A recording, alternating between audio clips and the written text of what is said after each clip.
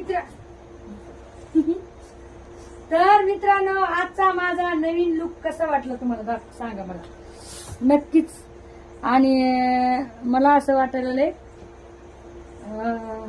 हे जे पट्टे जे आहेत त्या थोड्या बारीक बारीक असायला पाहिजे ते आहे ना असे आहे की नाही, तर अजून जरा छान दिसलं असतं. तुम्हाला काय वाटतंय मग हे वापस करून हे टॉप वापस करून सही ना बारीक पट्ट्याचं घेऊ काय?